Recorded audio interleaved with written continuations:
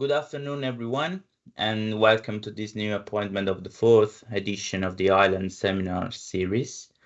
We are truly delighted to have you with us today, whether you are joining us from Italy, across Europe, or from other parts of the world. Today's seminar, entitled Digital Dialogues, Emerging Technologies in Language Teaching, invites us to reflect on how digital environments are reshaping language education, how we teach, how we learn, and even how we understand what it means to be literate in the 21st century. As we all know, the past decade, and particularly the past few years, have witnessed an unprecedented acceleration in the integration of digital technologies into education. From the adoption of AI-driven learning tools to the spread of multimodal and interactive platforms, technology has transformed not only our methods, but also our pedagogical values and expectations. In language teaching, these transformations have been especially significant. Language, after all, is both a medium of communication and a site of cultural exchange, and the digital sphere has expanded both dimensions dramatically. Online environments, collaborative spaces, virtual classrooms, and intelligent tutoring systems have opened new avenues for interactions, inclusivity, and personalization in language learning. But these developments also invite us to think critically and how do we ensure that digital tools serve pedagogical goals rather than dictate them?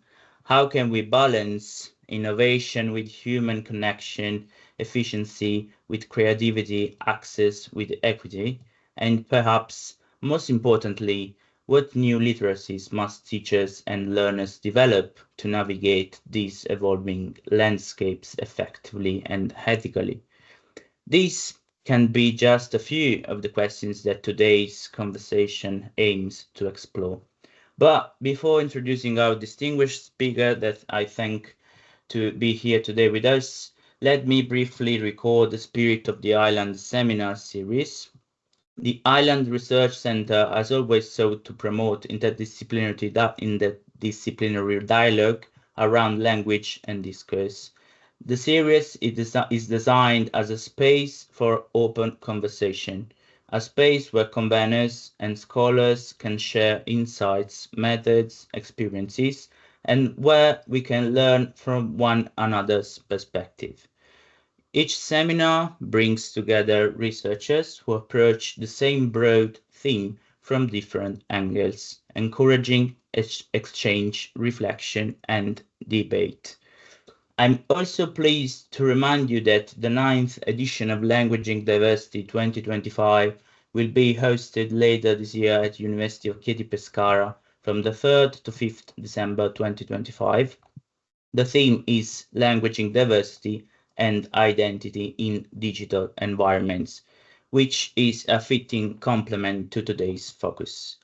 Today's theme, Emerging Technologies in Language Teaching, perfectly embodies that interdisciplinary vision. It brings together elements from linguistics, education, communication studies, technology, and cognitive science, while also inviting us to think across pedagogical frameworks such as content and language integrated learning, task-based language teaching, and STEAM education, which integrates science, technology, engineering, arts, and mathematics. All these approaches share a belief in learning through doing, in collaboration, and in meaningful engagement with content.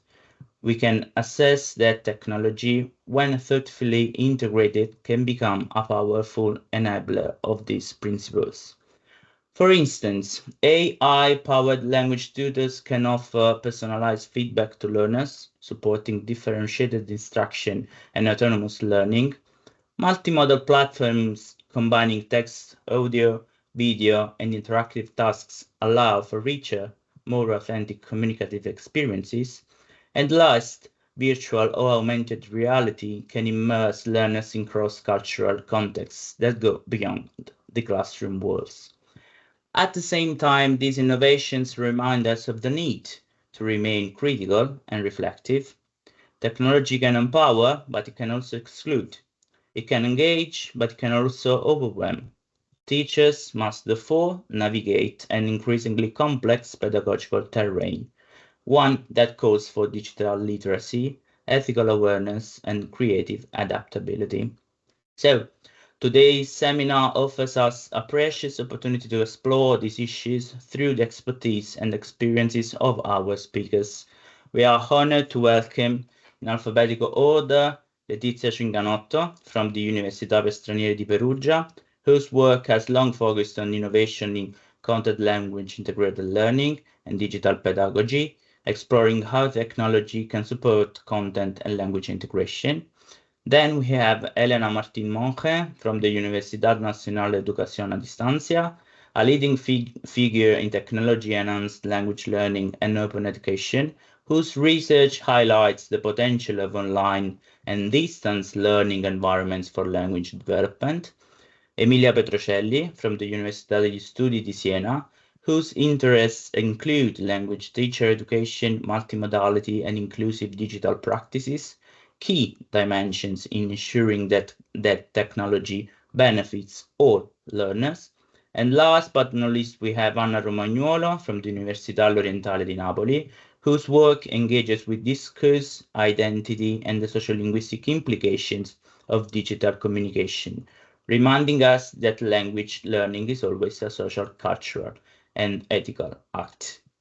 We hope that this afternoon's dialogue will not only showcase innovative practices and research, but also inspire new collaborations and critical conversations. In the spirit of the I-LanD seminar series, the aim is not to deliver definitive answers, but to open a space for exchange, a space where ideas can circulate, intersect, and evolve. So, as we begin, I invite you all to listen actively, to take notes, and to engage. Whether you are a teacher experimenting with new tools, researcher exploring new intersections of technology and education, or simply a curious learner, your perspective will share and enrich this dialogue. So I first thank you all for being here, and a warm welcome once again to our speakers and participants. I can say that we will follow different paths with one purpose: to push the frontiers of second language learning through rigorous, impactful research, and we can begin with our digital dialogue. So before we move on, just a quick note. We have Letizia Cinganotto with us that will be speaking first this afternoon, as she's also involved in another conference immediately afterwards. And I'm truly grateful that despite her busy schedule, she made time to join us today. It really means a lot to have her with us. So Letizia, thank you again, and the floor is yours. Thank you so much. It's my pleasure and privilege to be with you today. Thank you for this invitation. Yes, I'm actually in Mexico, and yes, it's early in the morning, so I'm so sorry. I need to leave as soon as I finish my small, let's say, talk. But just I had the pleasure to share with you maybe some insights from my research and my teaching activities in this latest period. So I'm an associate professor at the University of Perugia, and I'm working a lot on digital technologies for language learning and for CLIL, and in particular, as you know, University of Florence Perugia has this specific specialization, this core mission on spreading Italian in the world. So we are particularly working on AI for Italian as a second language, as a foreign language, and so we developed a chatbot for our international students to enhance their speaking skills, writing skills, just pretending to interact with the chatbot according to some specific learning scenarios that we have already designed with our research group. And apart from Italian, Of course, I'm working a lot on the use of AI for language learning in general, for English in particular, and for CLIL, because I've been running a lot of teaching, training seminars, initiatives in Italy for, especially last year, there were a lot of opportunities from the ministry according to the PNRR. And there was a brilliant opportunity to guide teachers in exploring and experimenting AI tools for planning and implementing CLIL activities.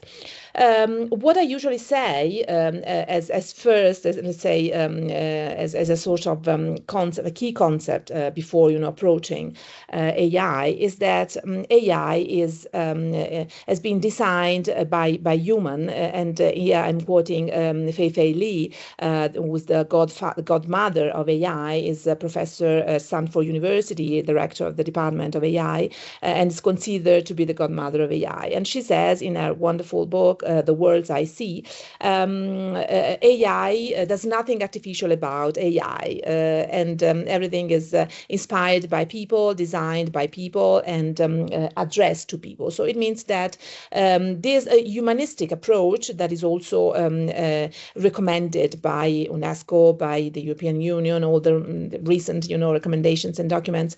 This is key. So we as humans can, and so as teachers and educators can make the difference. So no machine will substitute us, will replace us. And this is something that somehow helps teachers overcome their initial fear, and because a lot of them are initially skeptical, of course, because first of all, there's all the big dimension of bias related to cheating, of course, and also privacy, and also students' age, and also the big problem of what is called the lack of transparency of algorithms, because as we know, when we add a prompt, we on ChatGPT or whatever, we receive an output, so which is this sort of natural language imitating, so large language models imitating natural language, but we cannot figure out where this information comes from, because this probabilistic algorithms just that they can put together information in a way that we cannot figure out. We cannot recognize and acknowledge different resources, which is, of course, a big bias. And we need to pay attention on that. We need to guide, of course, students, learners, and we ourselves, of course, need to be always aware of this lack of transparency and double check what comes out from the machines. But this is what we call AI literacy. This is the first step, the key, concept for AI literacy, which is one of the latest, maybe the new literacy, together with the large number of literacies, the pluriliteracies that our students in 21st century skills need to develop, to overcome and to meet the challenges of our knowledge society. And AI literacy means just getting, approaching gradually, of course, and trying to move towards a more and more mature, more and more critical and responsible use, of course, of AI. And this is also what states the UNESCO in the latest AI competency framework for teachers and AI competency framework for students. That's I had the privilege to translate, also cooperated in translation in Italian, also with the other document, the guidance, the ethical guidance on AI, always by UNESCO. And these documents are so important, and of course are now being somehow have been inspirational also for our Ministry of Education and Merit in Italy for the latest recommendation, latest guidelines. And these documents just recommends this gradual approach. So from a first familiarization, basic, let's say, literacy, but being aware of strengths and weaknesses and of biases, and moving towards a more and more proactive and more, of course, also skillful, let's say, use of AI to create and construct content resources. And this is something that for teachers is wonderful. CLIL teachers attending my seminars were just so surprised, amazed, and they was a real wow effect when they could just using TWE or EdCafe or other platform, they could just prompt the aim of the lesson, and they could immediately have all, the lesson plan, all the different activities, and also resources, also with the possibility to change and adapt this material to the specific content and context of their classes, which is crucial because, of course, what comes out, once again, what comes out of the machine is not necessarily and always relevant and always just as it is for our learners. And so teachers can adjust, can adapt, and this is what is somehow the dream of any teacher, especially language teachers, especially school language teachers, to personalize teaching pathways according to specific, students' learning needs, specific needs, and also a level of competence, of course, because we always have mixed ability classes, of course. So this is what, and once again, is what is relevant in terms of humanistic approach, because once again is the teacher that can and need to just needs to adapt, to change, and to integrate all the materials according to his or her specific context and teaching and learning needs. So what I can say, just to conclude, I know that I just maybe some more minutes. Of course, we need to always have these biases in mind, and take always, this sort of filter when approaching AI, and always be aware that there may be hallucination, that there may be some sort of bias, like this one about the lack of transparency, like the gender bias, or the linguistic colonization, because there's English that is always, even if now the platforms are always more and more multilingual, but we know that at the beginning the first technologists and were English speaking, and so English is the predominant language of AI, and so. But despite all these biases, we teachers and students can get a lot of benefits from AI. And so we were saying teachers can create materials, can save a lot of time, and of course, considering that they need to adjust these materials, they can of course provide feedback, immediate feedback to the students, and also assessment can of course take great advantage. A lot of platforms have these double functions that I find really relevant. There's the first level of assessment by AI, but then once again the humanistic approach, so the teacher can validate or so approve that first level of feedback, but can change or confirm the AI assessment, which I find wonderful. Students, of course, considering their age and considering that what is best is the teacher-mediated exposure, of course, to AI. But there are a lot of chatbot, educational and language specifically designed for language learning. Chatbot can really help them for their self-learning, so they can practice, pretending to conversate, to speak, to talk with the chatbot according to some specific scenarios. So talking, for example, about CLIL, we had fantastic activities with the CLIL teachers, guiding the students to interview characters from the past, from the history, and so making the impossible interview possible, because past characters can become live and can be real people just interacting with the students, which is an alternative and very engaging way for our students to also learn content, revise contents, practice the language. And so there are so many added value that of course we can use, and we can take advantage of AI. So maybe I can end here, and thank you so much again for this opportunity, and sorry if I cannot stay till the end. Okay, we thank you, and I think we have tons of insights to discuss later on during the general discussion. And if you want to say we are here, otherwise we understand that you have other academic business um, to, to do to the conference in Mexico. So thank you again. Much. Thank you, a pleasure. I now will leave the floor to Elena Martín Monje. Thank you.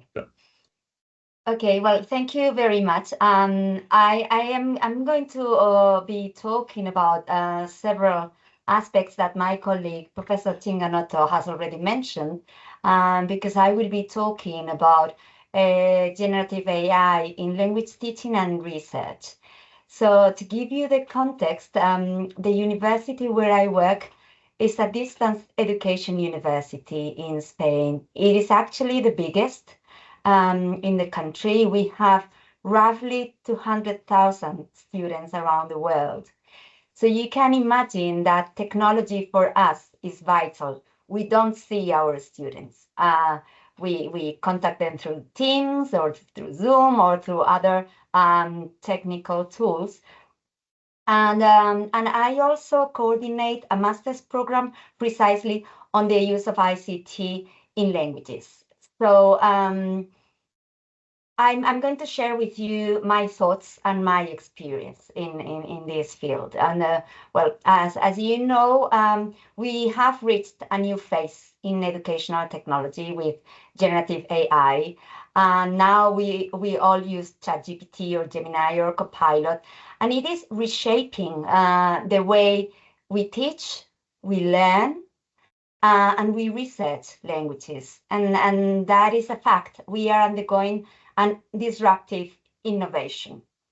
And disruption is uncomfortable. And those of us that have been long enough in teaching, we remember when we started using mobile devices for teaching and learning, and how that was very disruptive as well.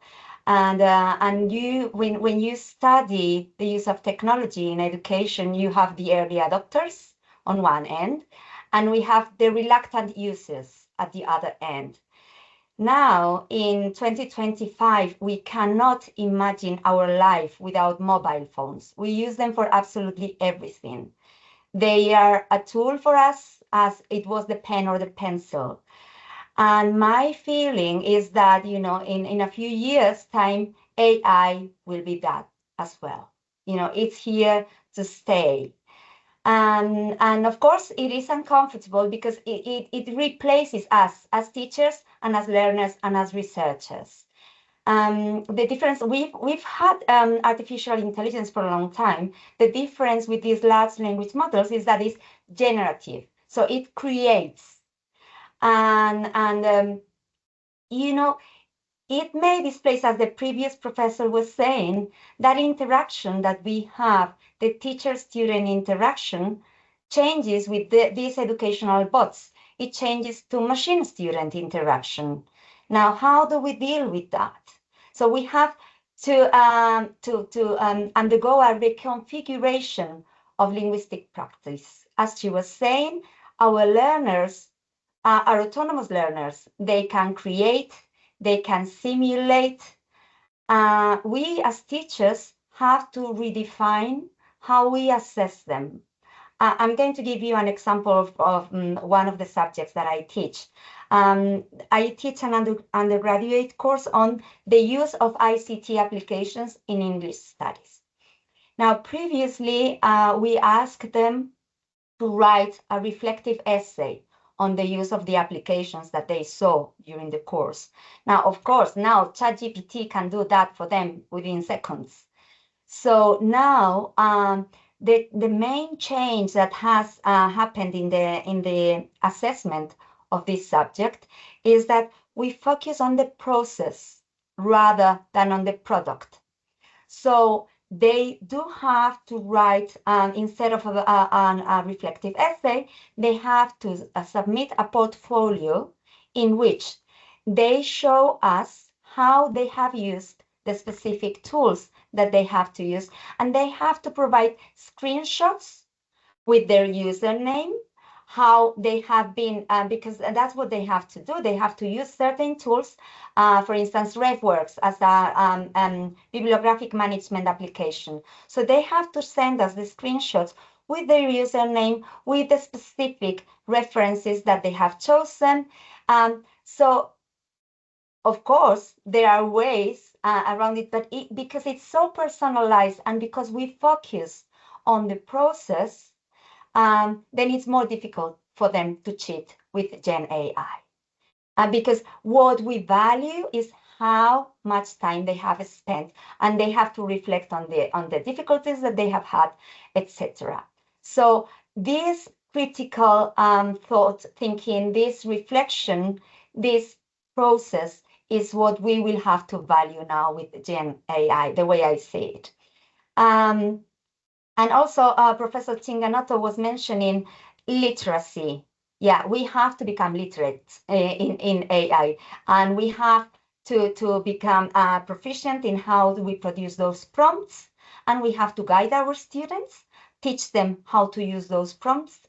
I suppose in Italy you will have something similar. At the end of the degree, they have to write a final dissertation, and we tutor them. So we have online meetings with them, and I will talk about this as well, because this is the research side of this foreign language studies. They are using AI, so if they are using it, they will have to acknowledge it.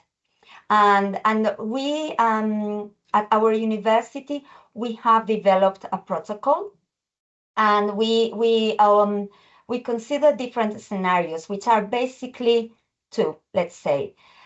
The first one, the student uses Gen AI under teacher supervision and under the protocols that the university has provided, and acknowledges it.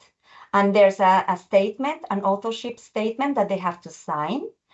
And they have to explain how they have used AI and what has been provided by AI and what's their original, addition to the work. So that's the first scenario, the ideal one that has worked very well with some of the students. But there's a second scenario that we have already experienced, and probably some of you have as well, which is when students use Gen AI without supervision or do not acknowledge it. And for that, we have also developed a protocol. We have these anti-plagiarism tools, and we submit their work through them, and then we have to challenge them, and we have to have an interview. And so far, as the master's coordinator, I have had a few cases. And so far, I have to say that because we have all these protocols in place, we have explained them, okay, this is what has happened, and this is what has been proved. There are strong suspicions that you have used generative AI without acknowledging it and without your teachers okay. So this is what's going to happen. You have a chance to resubmit it. Of course, this time you are not passing whatever task it is, because this is not your original work. So you have the chance to resubmit. And so far, that is where it has stopped. But we have protocols in case it goes further and they still insist that it's their own original work, and we have suspicions of it. So, of course, we need to develop all those protocols and all those frameworks. And also, Pasquale Esposito was mentioning it at the beginning of the when he was introducing us. I think a key word here is pedagogy. We have to teach them. We have to provide them with a framework. As a technology in education teacher, I always say, this is like my motto: pedagogy before technology. You have to know why you are using technology. What's the added value when using it? If there's no value added, why then? Why making the effort of using this specific tool? And the same happens with AI.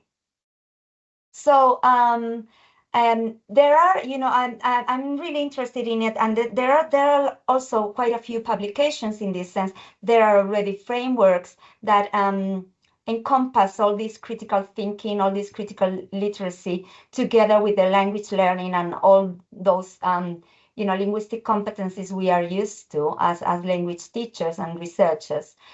And then also another aspect that I'd like to highlight is our role as teachers, because also when we use Gen AI for our, like I produce my own didactic materials, and before Gen AI I used a lot of time just generating those resources. Now, as my previous colleague has said, that can be done by Gen AI, but then my experience is that the editing process is much longer, because I have to make sure that what ChatGPT or whatever has produced is actually accurate, because I'm still the expert in that field, and I have to contrast what has been generated. So my editing, hours have become much longer, and probably that is the way it should be. We are saving because this is like fast food produce, but then we have to make sure that it is nutritious and that it's high quality, right? So also another interesting thing that I find in this change of roles is that our students can become co-creators, because with these educational chatbots, they can generate their own resources. And that's one of the things that we are doing. I have a teaching innovation project that is related to accessibility in the creation of digital materials. And we have our master's students helping us. So you can ask ChatGPT to adapt a real resource that you have obtained from a journal or a newspaper or whatever, and adapt it to A2 level or A1 level, or to a student with specific learning difficulties. And that contributes to equity in learning and to inclusion. So of course, there are loads of advantages, but there are also loads of challenges. And that's why our figure as experts in the field, as teachers, as guides, is essential. We used to say, if we follow all these constructivist ideas, that the student is at the center of learning. I think now with generative AI, we have to say that the human is at the center of learning. Yeah, it's great to have technology, it's great to have machines, but we as humans have to remain at the center, because we should not forget that language learning has a very important emotional load in it. And for me, when I moved from teaching face-to-face to working in this distance learning in a university, I learned that very quickly, that you have to bridge that distance, with your learners, that it is distance with CE, not distant or aloof. We are here, we are on a screen, but they have to feel that warmth, that closeness that makes the learning engaging. Yeah, there's that emotional component that is only human so far. Yeah. So thank you very much for listening to me, and I'm looking forward to listening to my other colleagues and having an enriching conversation afterwards. Thank you, Elena. I think we can quickly move on to our next speaker, who is Emilia Petrocelli from the Università degli Studi di Siena. Good afternoon, everyone. Good afternoon. Thank you for inviting me to this interesting and very well organized new event. I would also like to thank the previous speakers, because your talks were very inspiring and gave me lots to think about. I will take the conversation in a slightly different direction to share the rationale, the process, and the outcome of research based on a classroom experiment. At the time, there was no AI yet.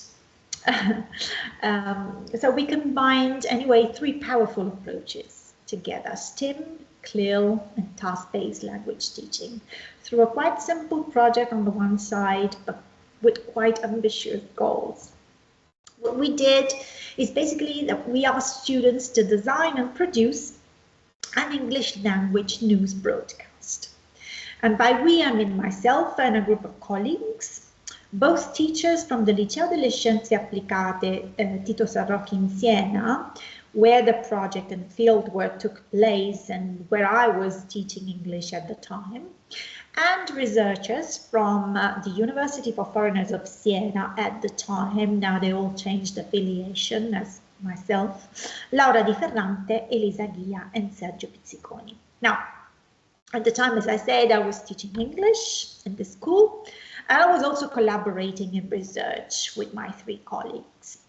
And they supported me throughout the project, they observed lessons with me, they assisted with fieldwork, and more specifically, they tried to help me coordinate with subject teachers, which maybe was the most challenging thing.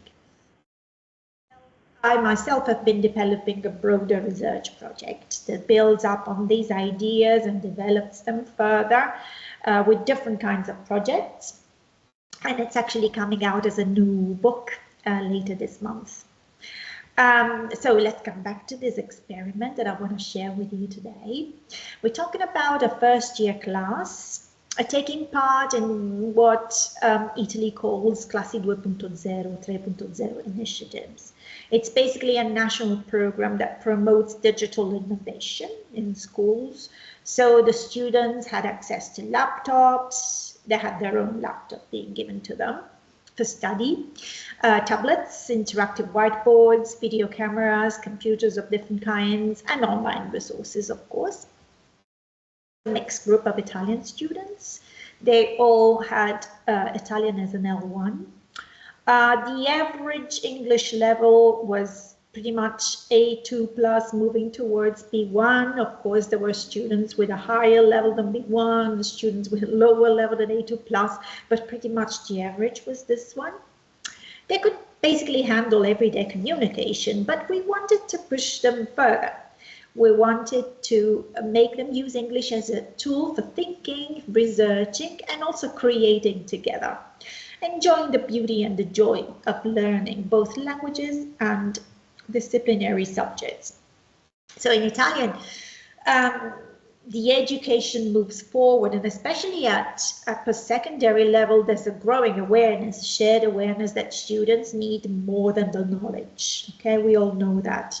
Problem is that there's an ambition here that brings together different challenges. For example, teaching practice and research need some kind of connection, some kind of coherence, which at times is missing. There's not so much of communication between the 2 areas. Second, there needs to be genuine, fruitful, a worthy collaboration across colleagues of different disciplines, which is not always easy to find. And also, you need to be able, as a teacher, as a new citizens of the new contemporary world, to integrate technologies within your disciplines, amongst the disciplines of your own, class demands, within a coherent and solid methodology. So this challenge is in a way inspired the project.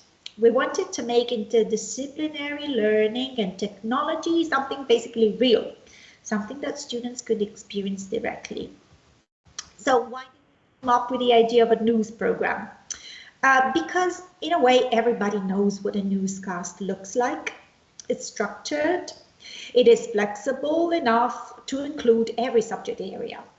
And this made it the perfect way to bring together different disciplines into the one shared project.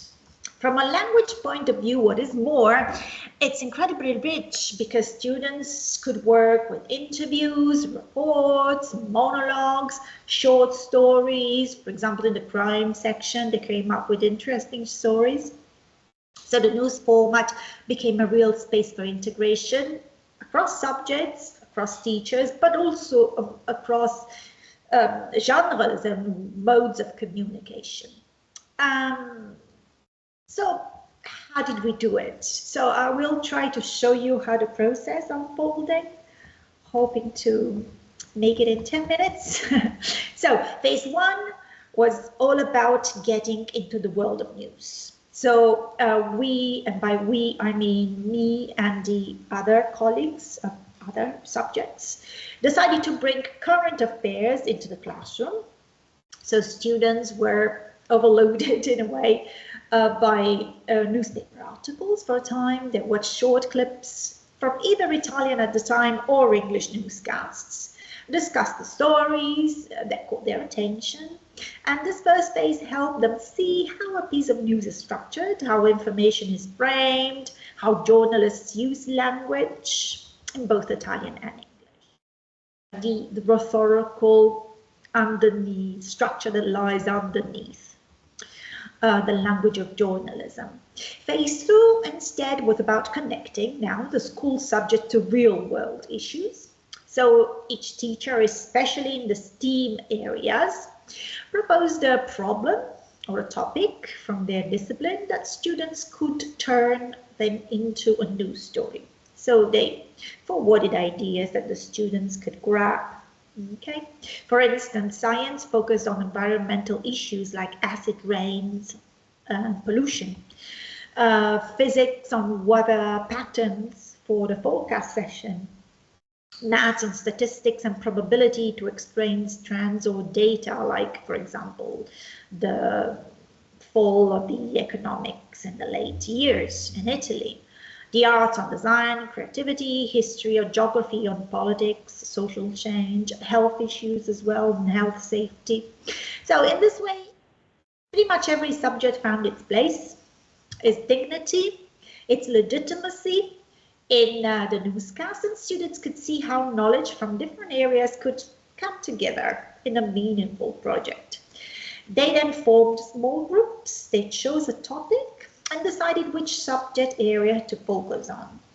Now, the real driving force was the task-based language teaching approach, which was particularly fostered in the English classes, but in a way it created a drive and a meaningful sense to the other colleagues as well, which in a way were sharing the same kind of idealistic and practical, hopefully, approach to teaching.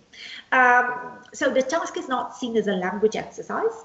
It's a real piece of work with a clear non-linguistic purpose and a clear focus of meaning, where students are allowed, encouraged to use their own linguistic resources.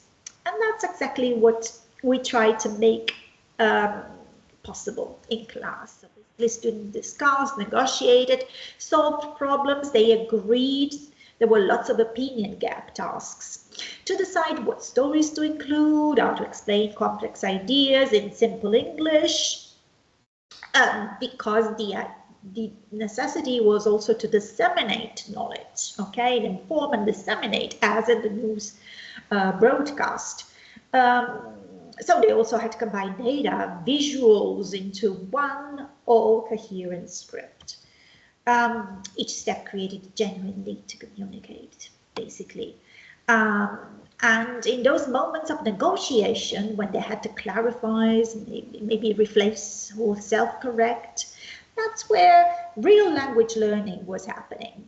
Just as described in the interaction hypothesis by Long, where the negotiation of meaning comes along, that's the moment when students automatically are pushed, okay, towards a higher level of interlanguage development. Now, basically at that point, our role as teachers was to stay close to that process, guiding, scaffolding, giving gentle feedback, mostly through recasts. So TBLT really became the backbone. And phase 3 was about research, creation. Students searched for authentic sources online at that point. They analyzed data, discussed findings. And during this phase, language and subject teachers worked hand in hand, trying to share vocabulary lists, make them possible, available to students, checking terminology. We built up a common glossary so that scientific and linguistic knowledge could really support students and teachers as well, because, you know, some disciplinary content and parts of the glossary were not even known to me myself, okay, because they were, you know, especially focused on the subject matter that was proposed. That was pretty useful for everyone. Phase 4 focused on collaboration and sharing. We had peer instruction. So at that point, each group presented their piece of news to the class before shooting the videos. So they were explaining their research, demonstrating small experiments, and basically they were teaching the groups that had not been actively involved in that subject that the very content that they were sharing to the news broadcast. Okay, so this presentation really sparkled enthusiasm. Some people said, oh, you've got a better piece than mine, I might have to reframe my piece and all that. So it gave motivation to them to also, you know, compare one another and grow. Finally, in phase 5, all the contributions came together in one full English language newscast, which I have recorded. I will show it to you if I would have shown it to you if you had more time. It featured reports on science, technology, economics, arts, sports, weather, all written, filmed, and performed by the students themselves.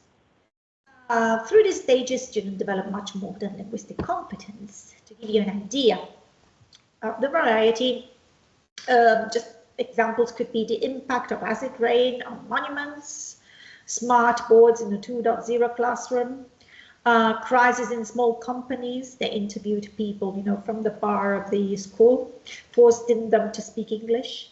Painting on personal skates, like, you know, the artistic approach, and they made up a fake exhibition in Gloucester for some reason. A visit to Siena Contrada, this couldn't be missed, of course, being in Siena, and the weather forecast, which turned into a truly interdisciplinary task linking physics, geography, performance skill.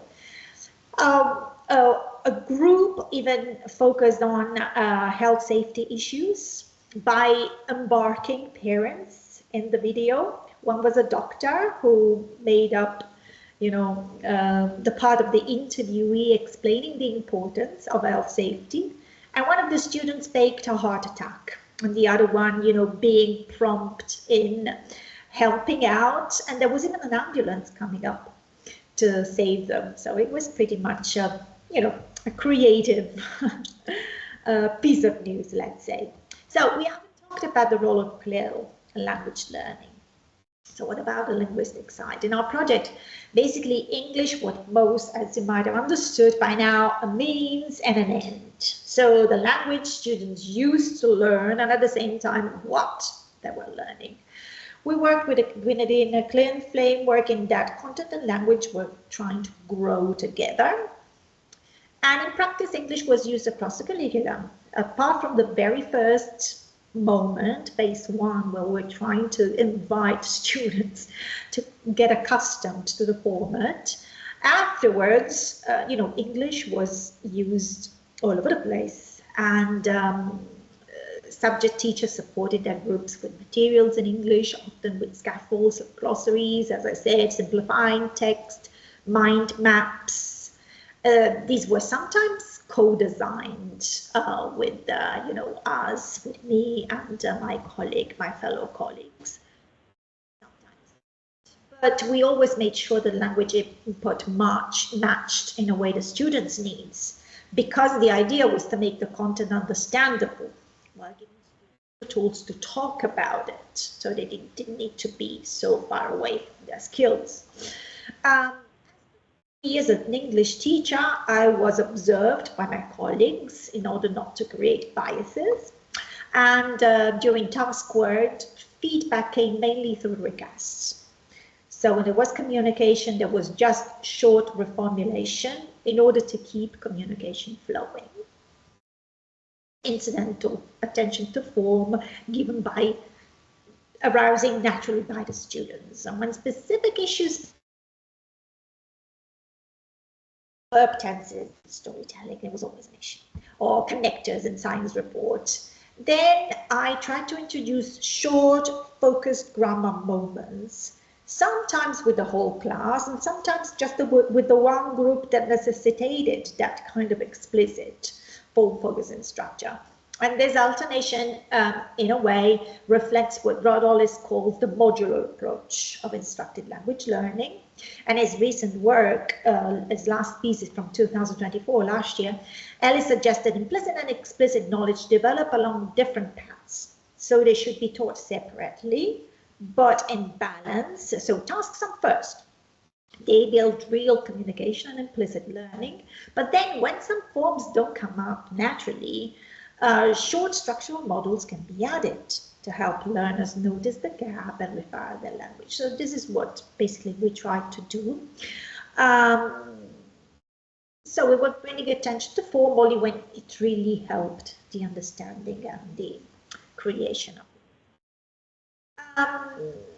In this way, learning stayed meaningful, responsible, rooted in authentic interaction, very much in the spirit of CLIL. So basically, to wrap up, what does this really mean when I say that we try to bring together STIM, CLIL, and TBLT? In what way each was doing what?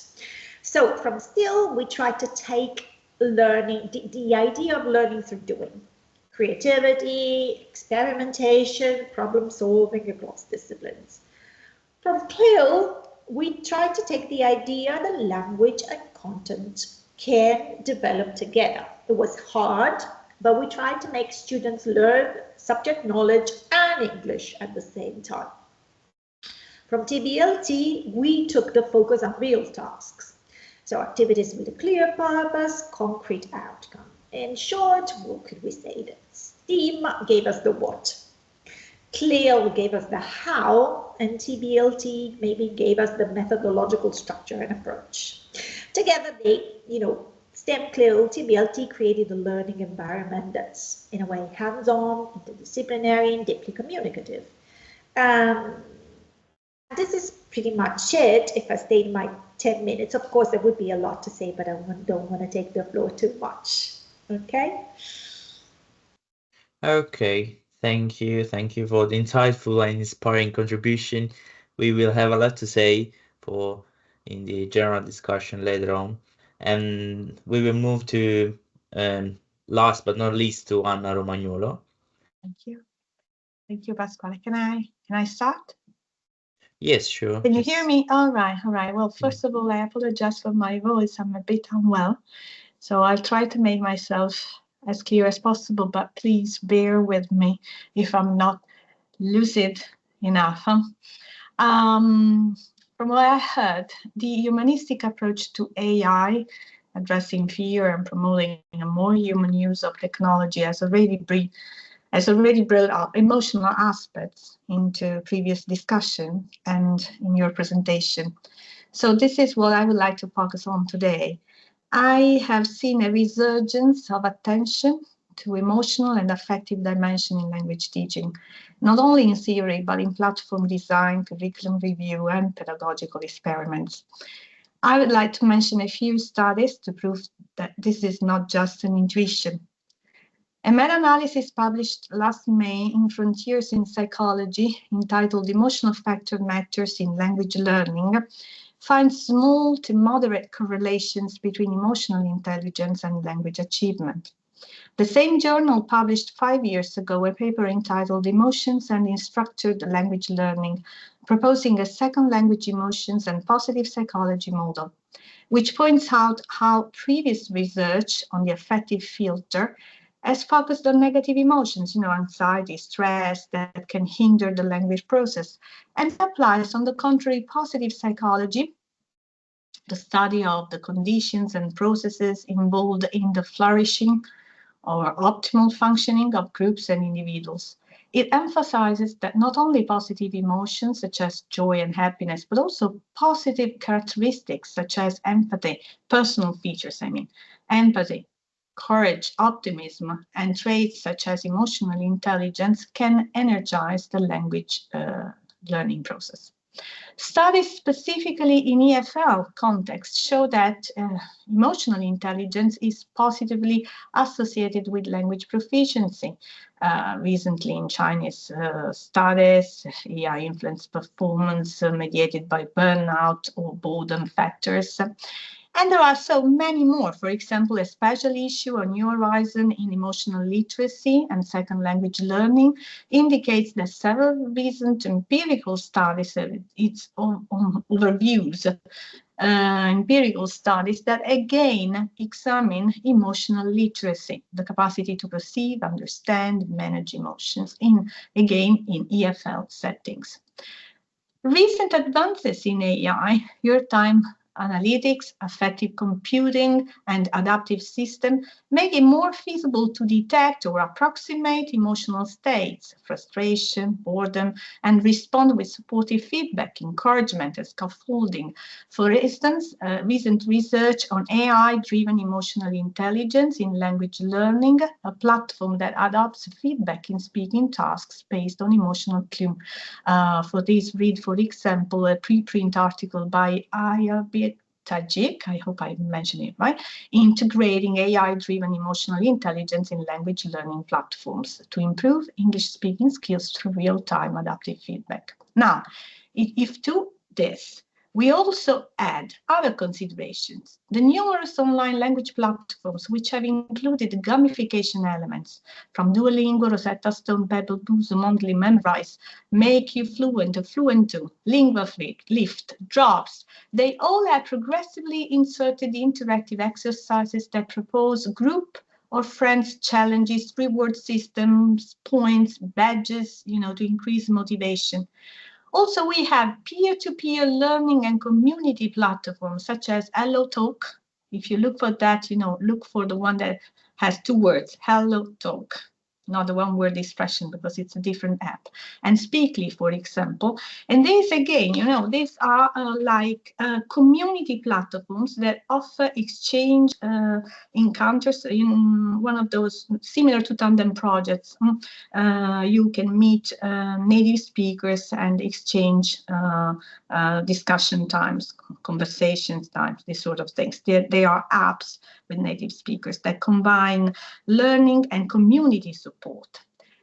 Consider also research projects such as what is called the DLTEA, Digital Empowerment in Language Teaching, a project aimed at exploring the possibilities of empowering language teachers to integrate digital methods in their classes to increase learning, and which finds its source of inspiration and rationale in the curriculum and assessment review program launched by the UK government in November 2024. Now, this is a review program that was meant at emphasizing inclusivity, particularly from a social point of view, but also developing skills for future lives aligned with language education and development, I'm quoting, of social and emotional skills. And indeed, this group prepared, the group working in this project in spring 2025 released an interim report which presented, I'm quoting, concerning assessment of primary languages, highlighting a lack of efficiency in modern language teaching in primary education and transition to secondary education. The solution that they suggested seemed to be, once again, like during COVID, the digital revolution, using tools to support teaching, reduce workload, and personalize learning to emphasize the development of emotional abilities. And emotional skills. So to this, once again, we should also add the development of a multisensory learning approach for a better retention of learned material. An approach that integrates multiple senses, tactile, kinesthetic, flashcards, colorful charts, song, manipulation of objects. And I'm thinking here about Gardner emotional intelligence and, Coleman multiple intelligence, these sort of things, right? It highlights this kind of approach, highlights how these activities adapt to different learning styles, reduce anxiety and stress, and build stronger neural connections for lifelong learning. And as to this, I have found out, well, I'm not probably the best person to explain this. Pasquale might do that. I've discovered that there are tangible, so-called tangible user interfaces that are prototypes that have even olfactory stimuli. Computers seems that they can guarantee one or more smells, to help students memorize notions, information. And then we have studies on non-formal and informal language learning. You know, this is a new trend. Whose distinction? Of course, the distinction between non-formal and informal is quite blurred. They've been defined as private, extramural, self-taught, deteriorized, well, whatever. But especially studies, recent studies on informal languages through the media. See, for example, Maria Pavesi's recent research project. Its initial research tenets are available in open source volume by ETS entitled Informal Contact in English, a case study of Italian postgraduate students. And the complete results of this PRIM project are now, well, they're going to be soon available in open source in a volume published by Carocci in Contact with English, Informal Media-Driven Learning Among Italian University Students, which analyzes, you know, and the learning habits of some 4 Italian university students, their learning habit in out-of-school context. And this study reveals how especially younger generation tend to use YouTube, movies, songs, rather than the video games or books to learn. They are more receptive than proactive internet users, surely multimodal viewers. Obviously, they need, you know, to be moved from an emotional point of view, besides the cognitive one. And consider recent studies on the quality of professional communication, especially oral communication. I'm referring, for example, to Annalisa Zanola's research on the need to interpret the ESP as English for scientific and professional purposes, rather than, you know, to enhance adult learners' proficiency in English, not only in terms of linguistic competence, but also in terms of pragmatic functionality, which should include the ability to express emotions appropriate to the context. So why is this, you know, stress, this emphasis on the emotional aspects of the learning process again? Is that a consequence of COVID? Is it post-COVID the social emotional scaring that has, you know, created this? Remember that COVID lockdowns have disrupted the peer interactions, reduced opportunities for informal social engagement, increased the stress, anxiety, isolation. Many educators have noted that young learners may have practice less in regulating emotions, tolerating social ambiguity, or engaging in group dialogue talk after this isolation. And I should say that an article on October 2024, school starters born during pandemic lack communication skills, describes indeed Ofsted school inspectors in UK research that has reported that children born or starting school during the pandemic show delayed communication and language, poor self-help skills, and emotional difficulties. So probably it is because of this. I don't know if there are other, you know, reasons, or is it our fear of AI that is pushing us to, you know, remember the importance of emotions, and then this has prompted the development of gamification platforms, community learning platforms, and AI adaptive emotional feedback. I would like to raise critical questions. Which emotional dimensions then matter most in L2? Anxiety, motivation, resilience, self-efficiency, or joy?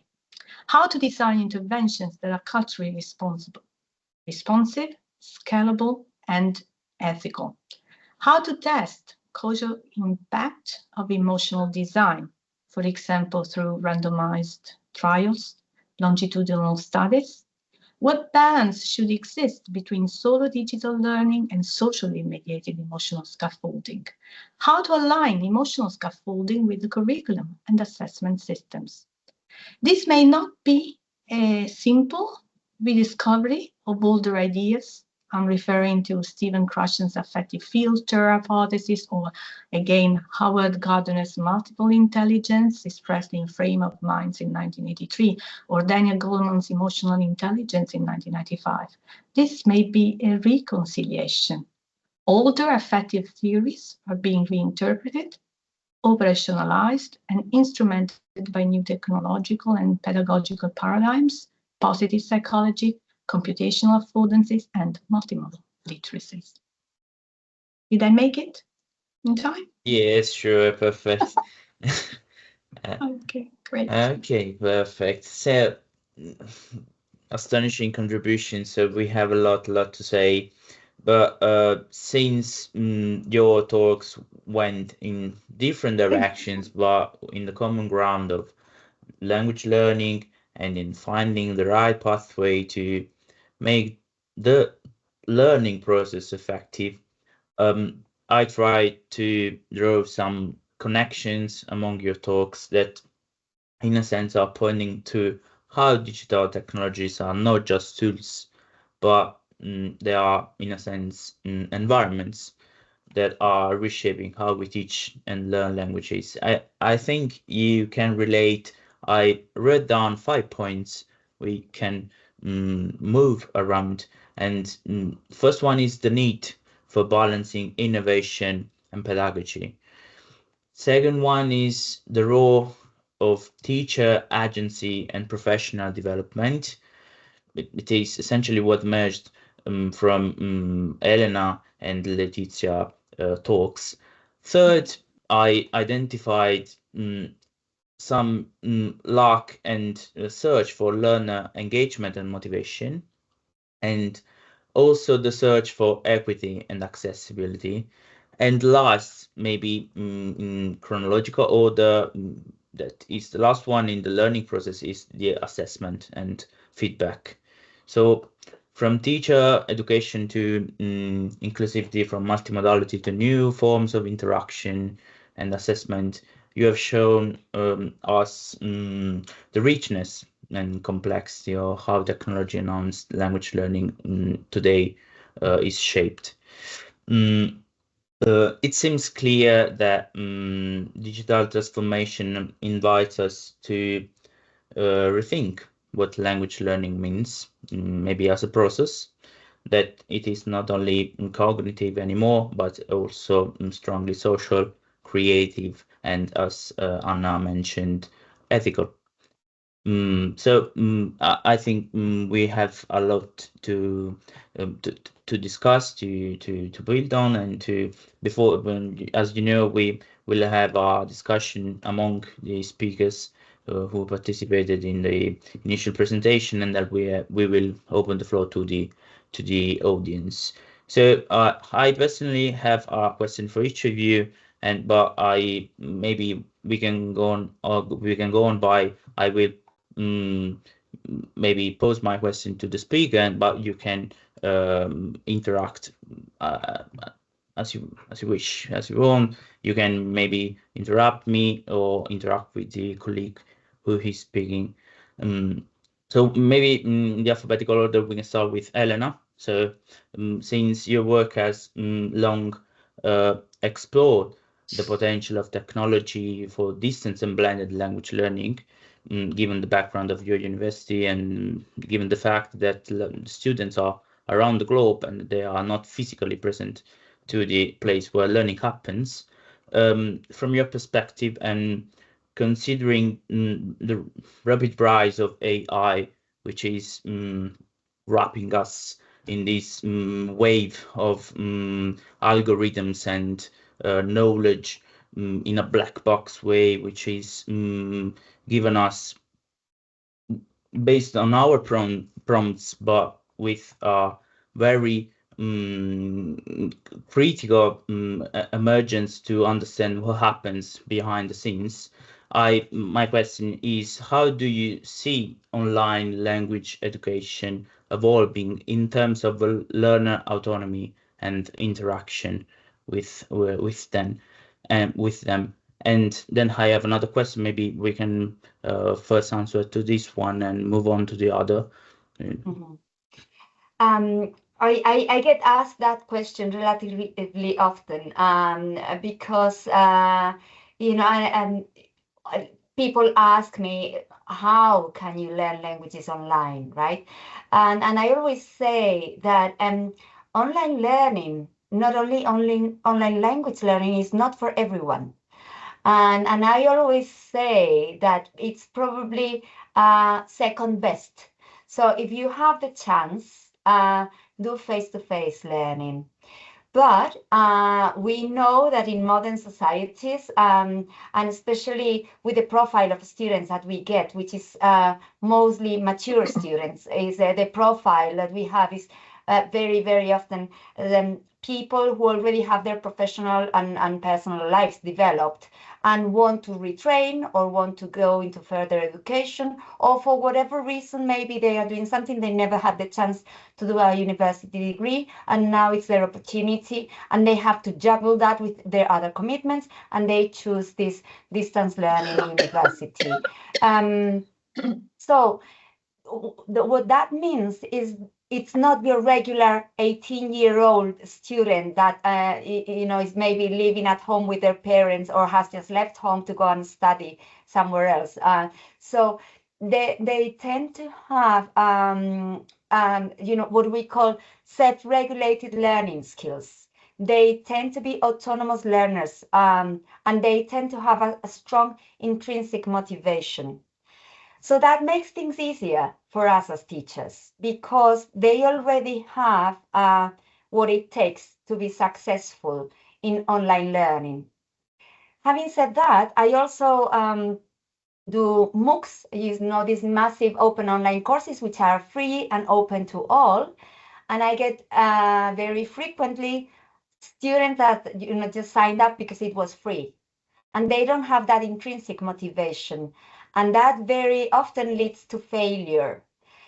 So you have to develop strategies to bring them on board, to engage them. And that's why pedagogy is so important. And we need to be very quick with the changes. So with AI, it is true that they can cheat very easily, but it is true also that we can find other ways to engage them. The previous my previous colleague, Professor Cinganotto, said that she's playing with chatbots, with educational bots. We are doing that as well, because that provides personalized learning. So I'm always optimistic in the sense that I see the potential of technology, but I'm also realistic in seeing the difficulties and the challenges.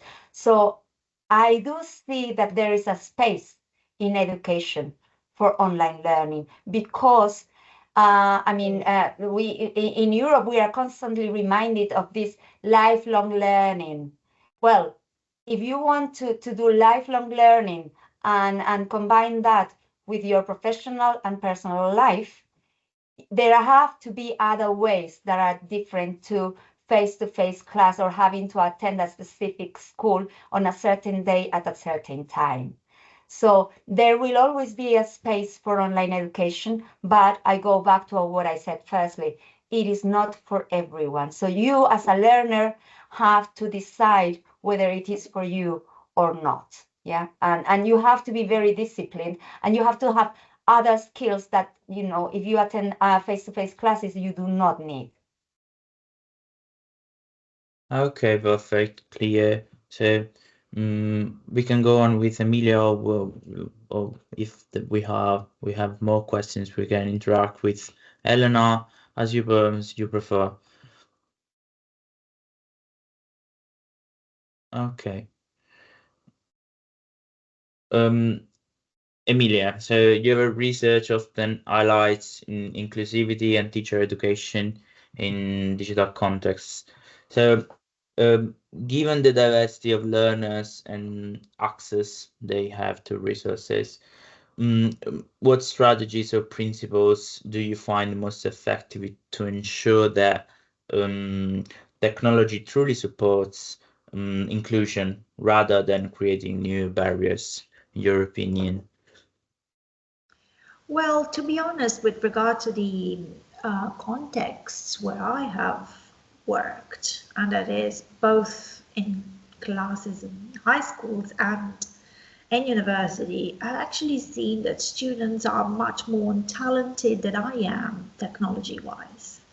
And in a way, I let go of my fears, because I'm one of those people, when Elena was talking about, you're not the perfect fit, you might not be the perfect fit for online learning, then I might be one of those people who might benefit much more from a real face-to-face and non-virtual context. That's because of the shape we are, right?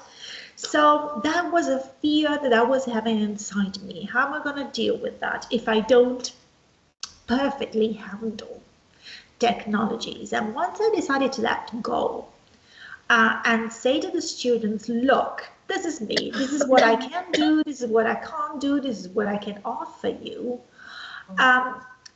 it brought up so much energy in them, so much legitimacy of wanting to share their knowledge. And so I learned from them.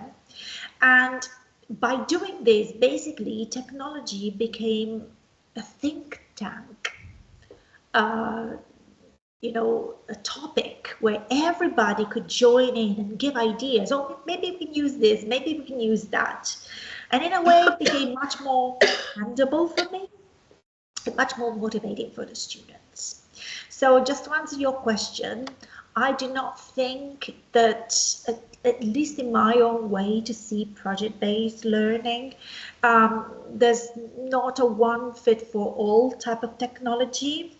I would rather want to think that each and every group, because I've basically worked mostly through group work throughout the years, can decide what type of technology to be enhanced, to be used, depending on everyone's own resources. There's use your own linguistic resources motto in the task-based language teaching approach. I want to, use your own technology resources in a way. And I tell you, it's a way to learn for me as a teacher. And that motivates me to want to learn even more about technology. I don't know if I've answered your question, but I think that, not being digital natives, it might be handy. It might be handy to think of it this way.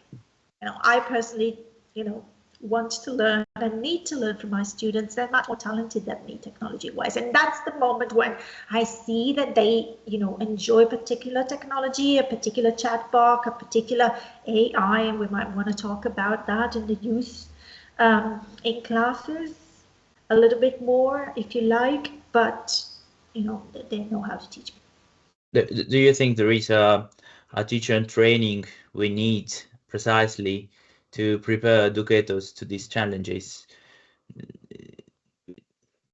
Could there be a precise pathway you would advise based on your experience, on your scientific research?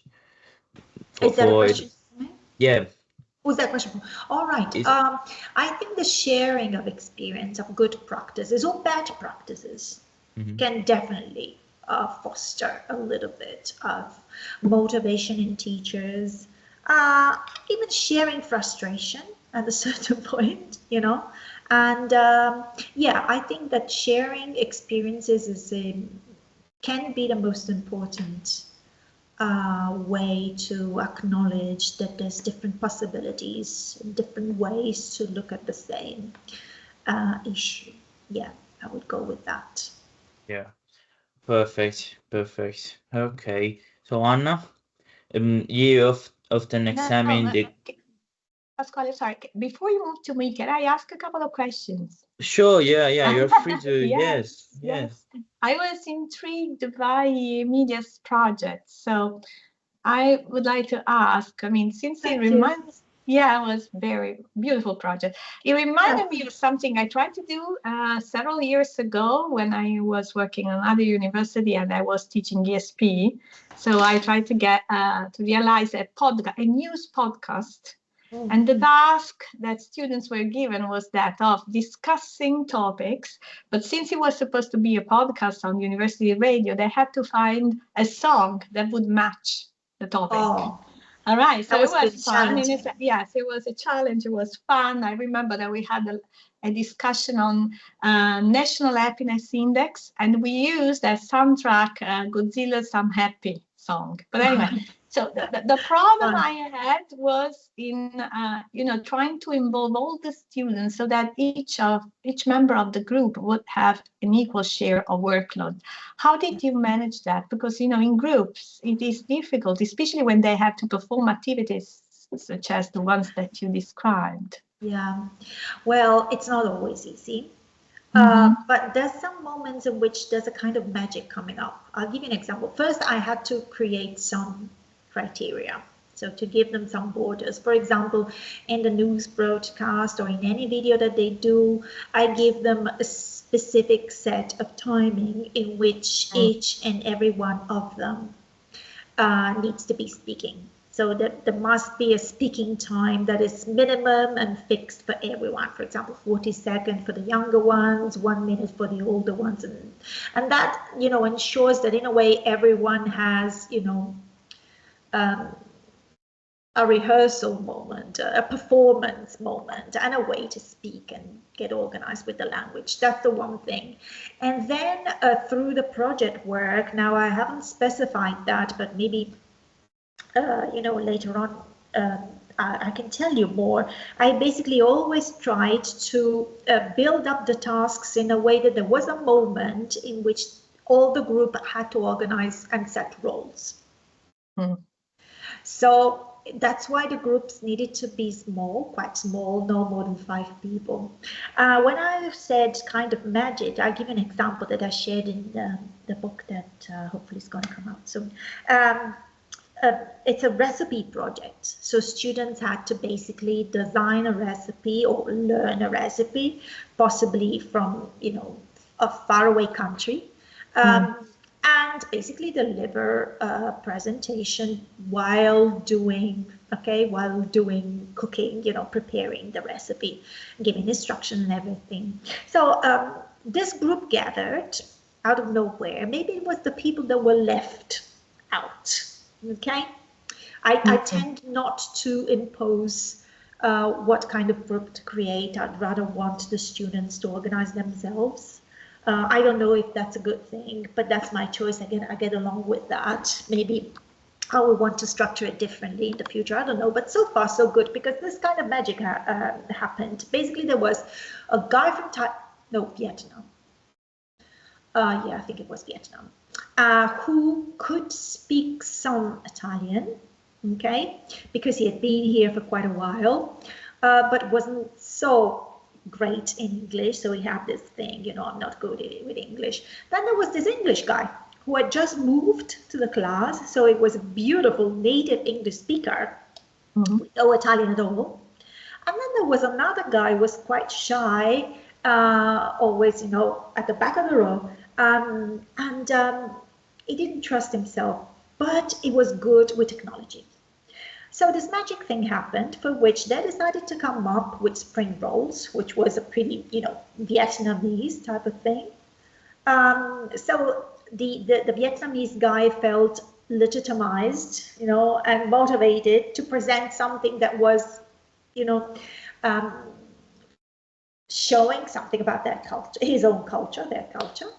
And what they did is that they deliberately decided to cut the recipe and the presentation in halves, so that the English boy would present the recipe in Italian. That is his focus, basically. And the Vietnamese and the other boy, the full Italian boy, would present the recipe in English. So it became a bilingual recipe where everybody was in a way helping one another. And what is the real magic is that that shy boy that didn't believe so much in himself came up bringing in his high-tech, competencies, which had always been hidden beforehand. Okay. And that, in a way, pushed him to be a little bit more motivated with English. So I could see a little bit more of what he was hiding, even with regards to English language skills. So I'm not saying that this works always beautifully, But I'm saying that there's some degree of, you know, miracles happening. Yes. Yeah. Yes, thank you. Thank you for sharing that. Thanks. And also, I wanted to ask Elena, you said that your university has developed a protocol for AI use, both for situations in which students use it under supervision and without supervision. Does this protocol acknowledge points in both cases?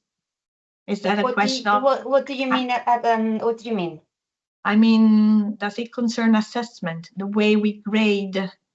Yeah, well, of course, of course. Yeah. What happens if that is the thing? In our study guide for each of the subjects, we have a paragraph stating that unethical use of AI is not authorized, and they have to check with the teachers whether the teaching team allows the use of AI or not.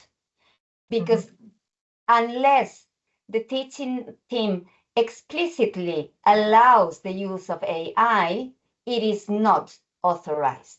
Okay. So it has to be like in the masters that I coordinate, for example, because it's a master's to do with the use of technology in foreign languages, it makes sense, you know, that they use it. But there has to be that dialogue with the teaching team. So if the teaching team allows the use of AI, then there is a template, which is the authorship statement, and they have to fill that in.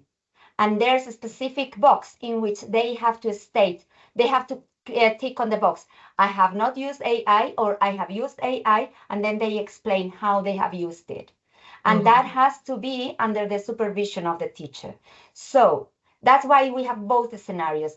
If that happens, it is fine because there's been the dialogue with the teacher and everything is okay because the teacher can separate what has been produced by AI and what has not. And then it is assessed normally. The problem happens when they do not tick on that box that they have used AI, and we submit it through the software that we have at my university to detect plagiarism, and then you know that there's a high suspicion that they have used it, and then that's the second scenario. You have to challenge them and you have to say, look, and there's this suspicion, what has happened? And so far, and I mean, the cases that have reached me as the master's coordinator have been those in which the teaching team has challenged the student and they have admitted that, yes, they have used it and they did not state it. So then they are told that then they fail that part. They get no points at all because it's not their original work. Yeah, and they have to resubmit it. Yeah. Okay. Yeah. Yeah, you have to be harsh because you know the word spreads easily. So if the other classmates know that you know this is what happens when you are being dishonest, well, hopefully they will think twice before doing that. Right. Yeah, but it's all work in progress, really. I mean, I think that the first cases that we had, it was last year, really. So we are constantly checking it. But what I mean is that so far, I am quite positive with it because it is a pedagogical process. We have to make them aware that we know that they are using those tools. I mean, I'm using them myself, but we have to teach them honesty.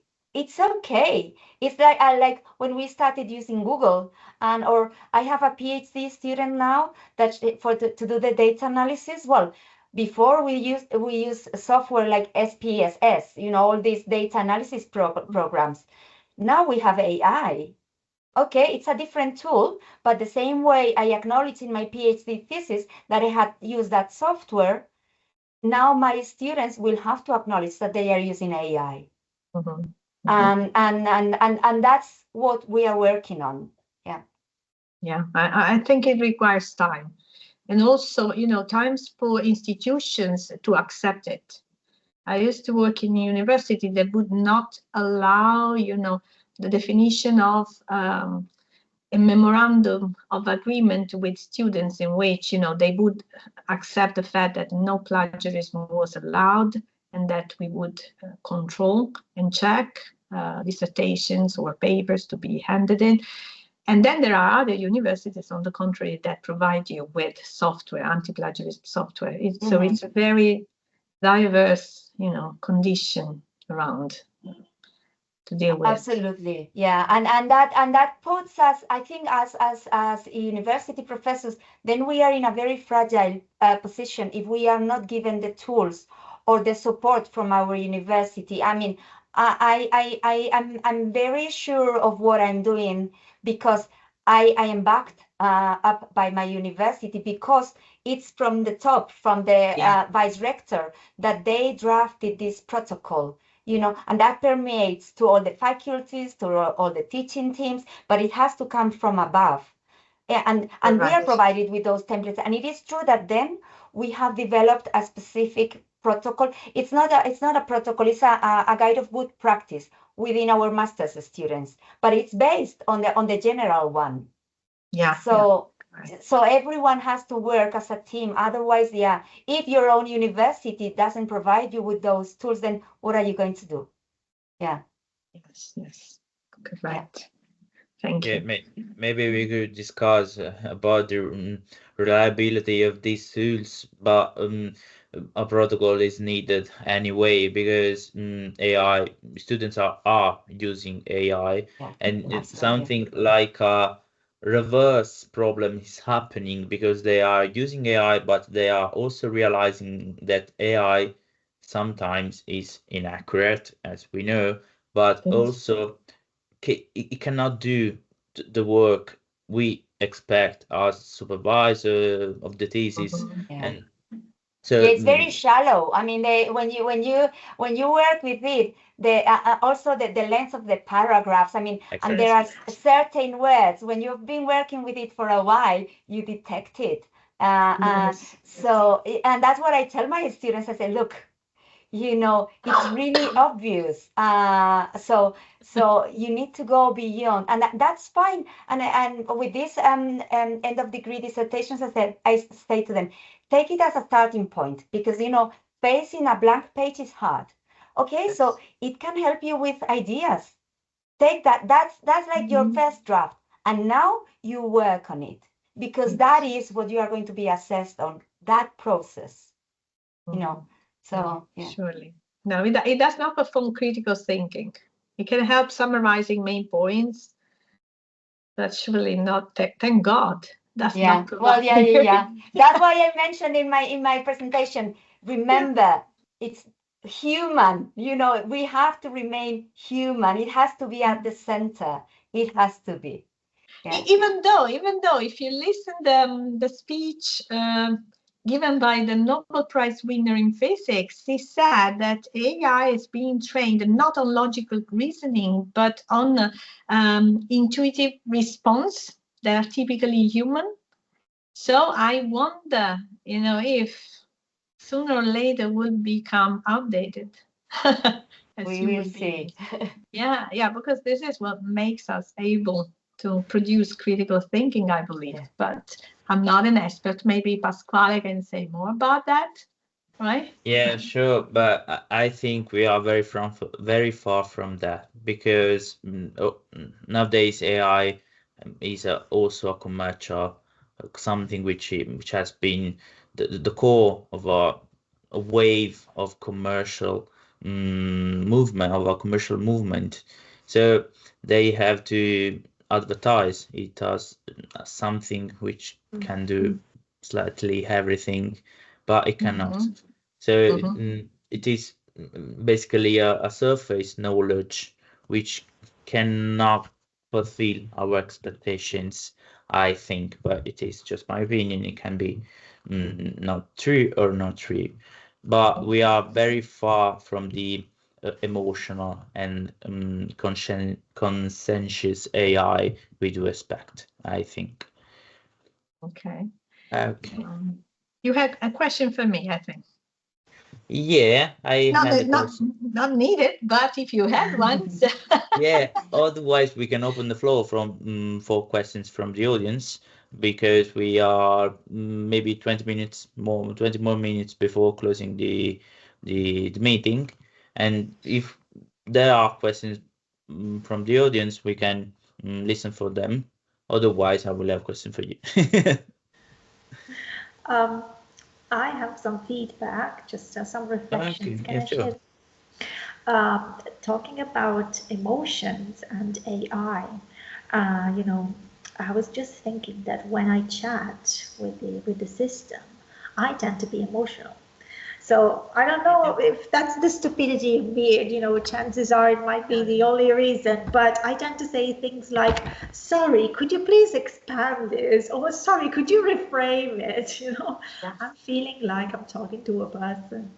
So this is the side of emotion that makes us human. And it's interesting now what you said about staying human, which is, becoming pretty much of a leitmotif in our English sector, coming up to the IA meeting that there was in Torino, and the topic was staying human, humane, and all that. Yes.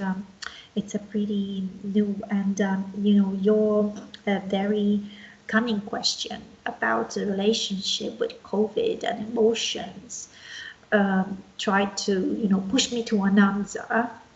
And I want to think that maybe COVID was just the trigger to bring up what we had been hiding for quite a long time. Like, we wanted to become technological, we wanted progress and all that. Yeah. And in a way, it feels like we had sort of misconceived the idea of technology and given it too much of importance. Now I remember, when I was forced to rush in, as we all were, into the computer and teach, what Elena has been doing nowadays with online teaching was pretty much of a shock, at least for me. And, in a way, it guided me to think of the human that needs to stay beyond, and through the screen. So I just think that maybe COVID was a trigger, and which helped us to uncover all of these emotional needs that we had. And I don't know if you have, encountered also researches that have to do with mindfulness and the use of online resources, because mindfulness, is quite helpful, the way I see it, and I would like to look into it as a researcher myself, and the benefits that it can have, both in contextual and physical contexts of learning and in virtual ones. There's an article by Penarola, I think. She's investigating on the topic of mindfulness amongst us academians, let's say, and it's very little apparently handled. So it's all very interesting. So thank you for your sorry, mine wasn't a question, it was pretty much of a reflection that I was sharing. And also I would like to ask Elena, how trustworthy do you think the tools to detect AI written texts are? Because I tell you, I don't have any tools, but I worked on one, I can't even remember the name, maybe I can tell you, but one of the ordinary ones, online. And it basically told me that, an AI written text was written with AI, which was pretty okay. But another text that was for sure not written through any AI systems way before was also written through AI text. So maybe, it's an honest question. Like, since I haven't had the chance to work with real professional detectors, so what margin of error do they have in order to let you say to a student, look, I know that you used AI? Yeah. I mean, I have worked with two different softwares. One of them was Turnitin, and another one, the one we are using now is called Compilatio. And my university is paying for them, and especially Turnitin is quite well known. But if you've noticed, when I've talked about the second scenario, we always say to the student, we have a strong suspicion that you have used. There's no tool to this day that can guarantee 100% that there's been plagiarism or it's been AI generated. So we get that, and we get all the graphs. So what we do is because it gives you a percentage, but that doesn't really tell, because then if you click on the passages, then you can, sometimes it doesn't pick up that it's actually a direct quotation, for example. So that wouldn't count as plagiarism. Sure. So that's why I go back to the human, the critical thinking, the expert going through the report that this software produces. So you cannot tell, for instance, you cannot say that, okay, if it's more than 25%, then that's not acceptable. Because if you click on it, maybe that 25% is actually, because it's been referenced or whatever. Yeah. What happens, what makes me suspect is when I see a whole paragraph, for instance, that has been highlighted. Right. As AI generated, and then I continue reading, and there's another whole paragraph that has been AI generated. Then I challenge the student. I say, and then so that's why that dialogue with the student is vital, because you cannot say, yeah, this has been AI generated, end of the conversation. You have to have that conversation and say, look, I have suspicions that this extract and this extract and this extract are not yours. Could you please comment on that? And then depending on what they say, you continue the conversation. If they say, yeah, it was me. Okay, then can you explain in your own words what means? Yeah, sure. And then you can check whether they know that or not. Yeah. Yeah. If you think about it, it's as if you copied the homework from your classmate. It's the same thing. Yeah. So there has to be that dialogue. Otherwise, we cannot trust. And no matter how much money you pay for the software, for the anti-plagiarism software, you cannot trust it completely. Yeah. That's my experience so far. And I want to ask you both, and Pasquale, also another question, if I don't take too much time. And then okay. So far we've talked about AI being a tool for organizing our language teaching and shaping lessons or giving us ideas and input. What about making it become an object of learning? Like, for example, with colleagues, always with Elisa and Laura, we share a lot, because now we all teach in political science department, so we share material and everything. And so we started up with this task where we basically gave an explicitly AI generated text. And we told students, now you personalize it. So somebody would make it was a speech, for example, somebody would make it less formal, somebody would make it more formal, somebody, would change bits and pieces. Do you think that that's a good way to, in a way, legitimize again the use of AI, and also make students aware of the need to personalize and humanize the text, and second, also analyze the sort of discursive characteristics that AI has that are pretty recognizable. So sort of help them detect what recurrent frames there are in a text that has been generated, but maybe by comparing different kinds of texts with the same, question being given, in order to check what kind of elements, would need to be reframed in order to sound more human. Does that make sense? Do you think it's a path we should move forward? Like putting it inside the classroom, like an object of learning?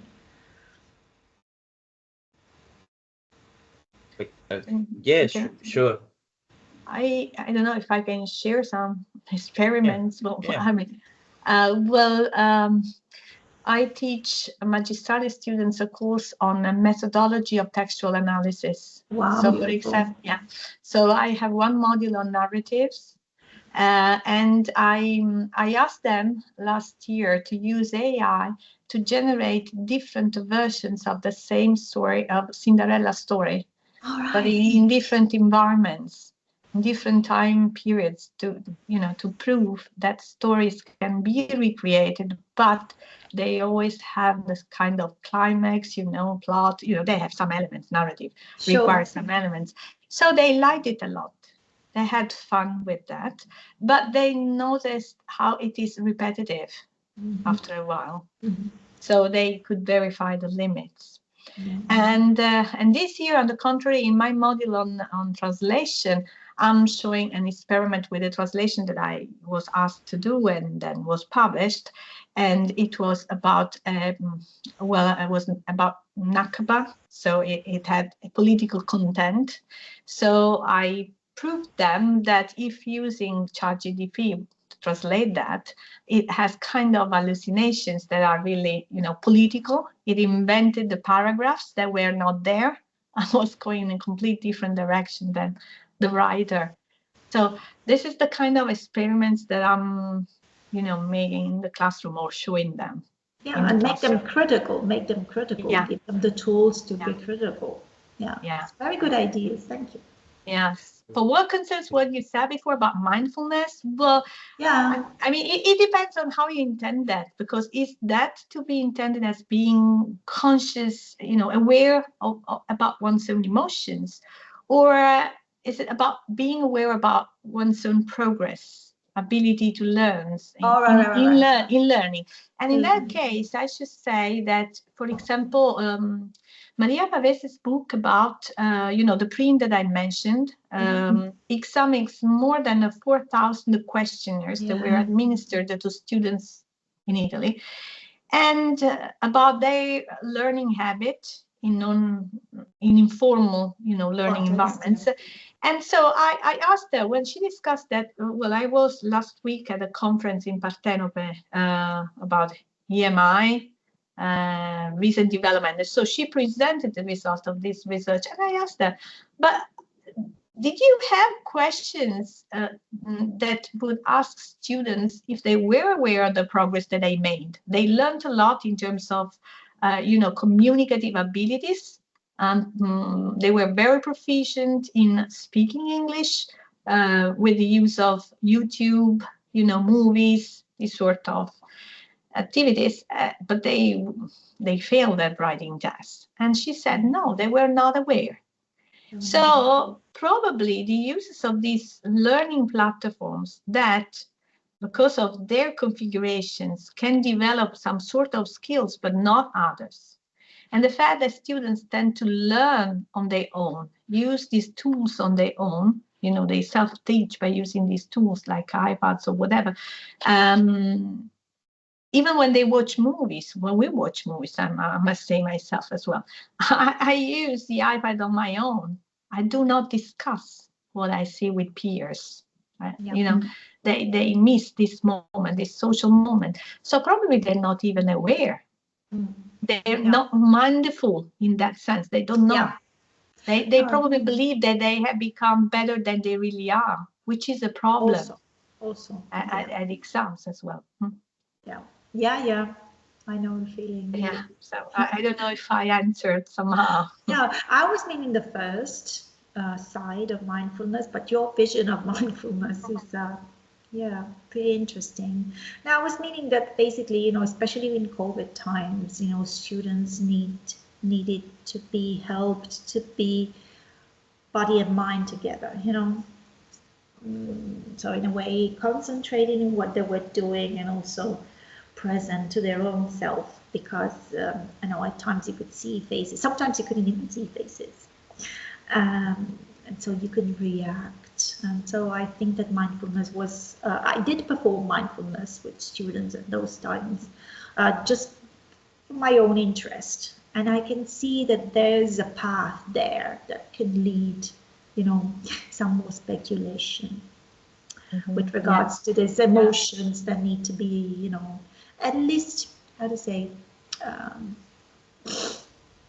don't know, put in track. Okay. Yes. Yes. Yeah. On the other hand, we've worked a lot on awareness with Professor Guzzo, which is who is here with us. We, with the 5th year of Magistrale, they used to work on translation, basically. So they apply all the techniques we have in literature. They read the main works of literature of translation we have. But we noticed that last year there was a massive use of AI. So she essentially, and with my support, instructed them to the use of AI, but with a very precise objective to let them understand how it works in the core. So in a few hours, I explained them how it works, how it is trained, and we trained AI together with them. And then for the exam, they prepared this work based on translation of something they choose autonomously, and they notice that AI is missing the point many times, because there are many paragraphs which are not in the right position of the text. They are not translated as they should be, and so on. So maybe she's with us here with the camera on. We can maybe listen to her opinion in regard. Hello, good afternoon. Thank you very much to all of you. It was really enlightening to listen to you and think about all the procedures and what we do in class and what we should do and how we should do them better in the way we are. But Pasquale has already explained the example from one of my modules last year. And what has emerged is that specifically with culturines or maybe other specific items, AI couldn't translate them appropriately to the context in terms of translation. But as Elena mentioned at the beginning, she said that you concentrate on the process, right? Exactly, that's what we tried to do last year. So because you cannot avoid AI, and above all for translators, is also important to use as a tool, as you said, as you all said, at a certain point. And so we wanted to experiment that with the class. So asking them openly to use AI in translation in order to concentrate on the process, as Elena said.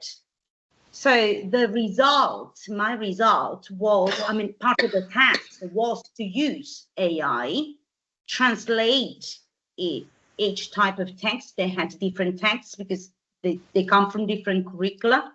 So they had recipes, they had food-related texts, they had language, they had literature, they had different types of pieces of text. And so they were all asked to translate it themselves, translate it through AI, and then maybe choose, if they wanted, also another software or another machine translator if they wanted it. That was optional.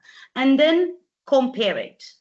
So at that point, my aim was to have their translation being a class based on translation, as well as the one translated through AI. They couldn't hide at that point anyway, but they could also realize how certain translations were not fully appropriate. And it was also in terms of raising their awareness, because sometimes we just take for granted the machine, whatever there is, will do it better than us. And so in terms of pedagogy, as you mentioned, in terms of teaching procedures and so on and so forth, I wanted them to also be aware that the human aspect, as you all mentioned, is still highly important. And there's a sort of sensitiveness that the machine at the moment, and I would like to underline that, at the moment doesn't have.